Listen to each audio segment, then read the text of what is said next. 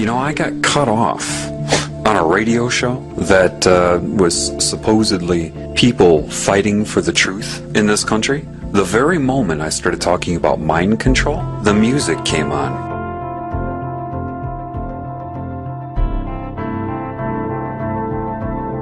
You must assess this world with truth. You must be as a child, meaning pre-programming. That's part of what entering heaven as a child means. You have to be honest with yourself about this world. You're told right off the bat you're on Earth. How do you know? Why? Because other humans tell you that? They've told you that's where you are, that this is life, the food chain is normal, biology says so. How do you know that? You're trusting everything you've been told. If your instinct, which is valid, tells you that doesn't make sense, you're right. That's what building your house in a rock means. You must know thyself.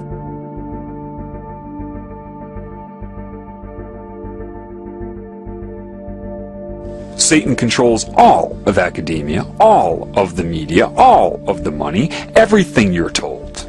All its symbols are everywhere. The color blue, the color purple, butterflies. Butterflies are a huge symbol of Satan, the transformation from what you are into what it wants you to be. So it's subconsciously putting that image of metamorphosis out there. You have sorcery being practiced on you. You have all kinds of control methods you couldn't even comprehend. Those who are in control of the world are antichrist. It's obvious. They're puppets of Satan. The antichrist consciousness and control system here was already there back then. The antichrist or diseased cancerous consciousness is what murdered him then, and it has risen since. Understand that. That's what happened. And they can argue it all they want. It's what they do. That's why they argue. That's all they can do, is argue. And eventually they can't answer questions anymore, so they just talk over you. Or, I love this one, you're crazy, you need some therapy. Generally, the people that run the world will come off as the nice ones. Everything they'll say about their group is always going to be, of course, nice, and anybody who says anything against their group is, of course, insane. The implication is they're insane, and the group will always be nice about it. You know, I care about you. You seem to be having some mental problems. You might benefit from some therapy. And you create this fraudulent pseudoscience they call psychology, and you indoctrinate the public into its credibility so that you can draw upon it whenever you are discovered. You witness this all the time, whether you know it or not. You see, in the Bible, they even tell you, watch out for people who give long, extended sermons for praise and their outer persona. It's right in there. But with mind control, people cannot allow themselves to see their primary agenda. They absolutely require you to feel responsible for whatever they have done to you. They need you to be ignorant of the extra-dimensional influence, because if you're ignorant of that, you will blame everything on yourself. What they do is make you default the best they can, make you defy what you normally would do.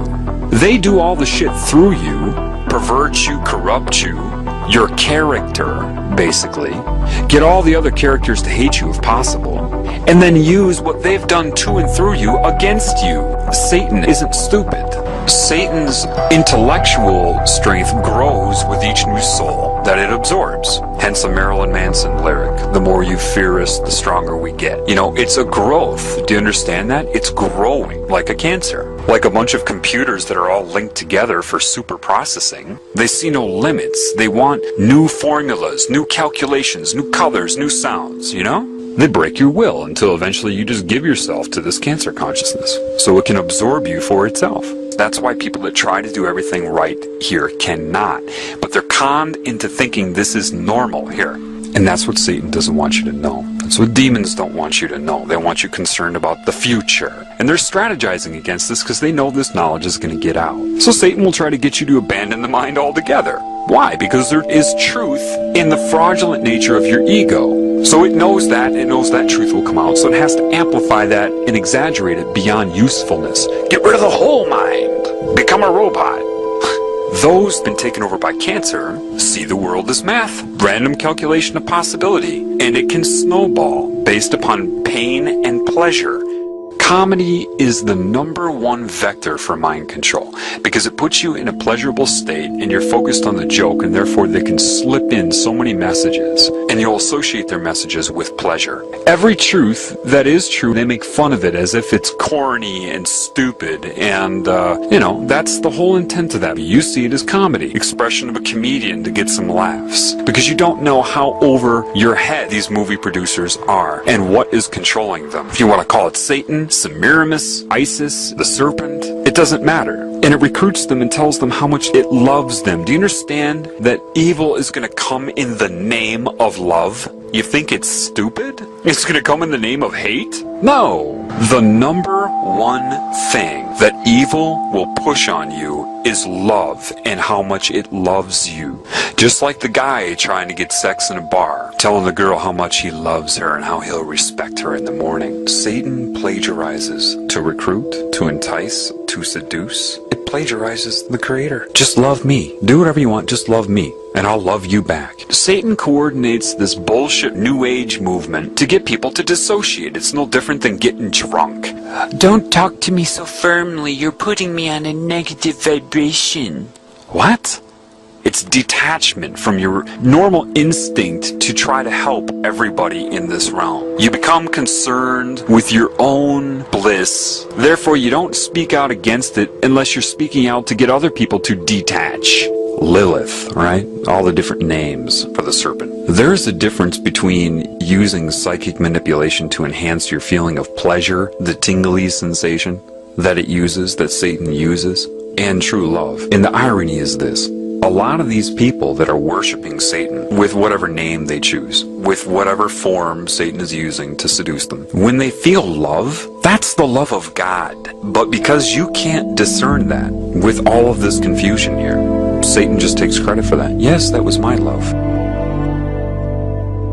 Satan is like a cancer. Therefore, it has scalar growth, and it will see itself as one thing. So, when it seduces and entices and recruits, its reasoning will be very, very close to the reasoning that Christ would have. We are one. I am you, you are me. Very similar to creation, isn't it? Yet, it will have the cancer agenda, right? Hurt other people, that's fine. Just love me. That is the difference. Cancer wants you to do whatever you want to that which is not its creation, to destroy it, as long as your allegiance is to the cancer. And once it sucks you in, you're its slave, whether you know it in your current role or not. It knows. So it can be very confusing because it will make a lot of sense. It will mirror a lot of the laws of creation, except for the love and respect for all of the creations. That will be the difference. Greed, materialism. There are two oneness campaigns going on simultaneously. One of them is the recruiting by the cancer. We are one. Do you understand that? We're one consciousness. And that is the phenomenon of the all-seeing eye, or the hive mind. Satan can speak through anybody at any time that it's connected to. The problem is, the majority of these used car salesmen everybody calls priests, with this black and white, the dark side of the yin-yang, as these burning incense, all of these things you're warned about in the Bible. Do you understand that they are practicing occult Satanism, whether they know it or not? Some of them were probably indoctrinated into Catholicism. Others were indoctrinated into Satanism and are posing as Catholic priests. Either way, they're recruiting and manipulating people with it. And if somebody does know about the occult side of it, they're not going to tell you anyway, so you have to know the truth in order to be able to see this. These people aren't qualified to teach you about spirit any more than somebody's qualified to teach you how to ride a bike who's only read a book about riding a bike, and a fraudulent one at that, and has never ridden one themselves. They're not qualified. Catholicism is pure Satanism. The problem is you shouldn't need to be told that. You should be able to see that. Priests that come out and need their audience and admiration in their temple. Why does God need a temple, a building? What? It means nothing. But they get off on that because everybody gives the priest their love. They don't give anything back. They just absorb the love, which is what a lot of spiritual, quote, gurus do. They absorb your energy through admiration, what they're doing. Let me ask you something. Did Christ feel like he needed to wear a specific outfit in order to be credible? Oh, that's right. No, he didn't. What book was this man regurgitating from? Oh, that's right. No book. They're giving it a name and a procedure and a ritual. What name did he give it? Oh, that's right. No name. Do you realize that a lot of the truth that is used about creation, life, the elements of reality, a lot of that used to solicit them into that religion is also the teachings of Christ? How ironic that they draw upon the teachings of Christ to turn those against Christ. These people have a history of pointing their fingers at themselves. They did it when they switched from dictatorship to hidden hand. They're doing it now. It could very well be that these religions were designed, their very purpose, thinking this many moves ahead, designed to fail. How? Why? Well, if they steal the teachings of Christ, then point their fingers at themselves like they always do, expose the Babylonian symbolism, the Satanic symbolism of the religions they created, they could do that in hopes to make you abandon all Christ's teachings as well, do you see? If you don't know that they stole those teachings, then you'll think that they created those teachings. They expose the deity as symbolism, and then everybody will have their big sigh of relief. Oh, we don't have to be good. We don't have to follow any of that. You see, the ultimate last-ditch attempt to discredit Christ. Why? That opens the door for the New World religion of sorcery, or Satanism. It has to be that because there's no way these people doing what they're doing could have given the metaphors that Christ gave to create some symbolic deity. The two wouldn't go hand in hand. It really, from what I've been learning, what I've seen, they stole his teachings to draw people into both Christianity and Satanism. Then they're going to point the finger at the symbolism of Christianity and other religions so that people release all of the teachings of Christ, thinking it was a fraud, for the final entrapment.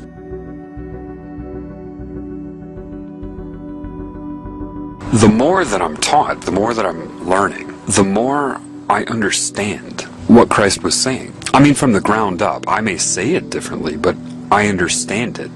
There are a lot of people that are like, yeah, I understand it too. That's not what I mean. I mean, I truly understand it. So, one thing I know is that somebody at some time knew what I'm learning better than I know it. And you can only know that when you know it. And how do I know this person was connected to creation? Well, from what I'm learning. Somebody knew the correct way to perceive this reality, what it was, and how to handle it, how to overcome it. I know the Illuminati didn't come up with a lot of those parables. They couldn't have, because if they could, meaning they had the understanding, the knowledge that builds the foundation reaching the conclusion in these parables, if they knew that, they wouldn't be doing what they're doing right now. Let me say that again. If these people that created religion knew and understood the meaning behind those parables, they would not be doing what they're doing right now. Therefore, I know that somebody knew outside of this control system. So, by deduction, based upon what I know, the man existed. I can only infer that they stole the teachings of this man to sell this pagan worship of Satan. Why did he keep his mouth shut when they questioned him? A, they didn't want to know the truth, and B, they weren't going to give him 2 weeks to try to lead him to the truth. Therefore, he couldn't answer the questions. He just kept his mouth shut. And he knew they were all under demonic mind control. Forgive them, they know not what they do. Why do you think you didn't know what you were doing? I sold my soul to the devil. I know it's a crappy deal. This came with a few toys like a Happy Meal. That's how I got introduced to the music industry. I swear I wanted to be like the Amy Grant of music. Yeah. But it didn't work out, and so I sold my soul to the devil. Why do you still do it? Why are you still out here? Well, it goes back to the destiny thing. I made a bargain with it, holding up my end. What was your bargain? To get where I am now. Should I ask who you made the bargain with? with the chief commander. On this earth? And in this earth, and then in the world we can't see.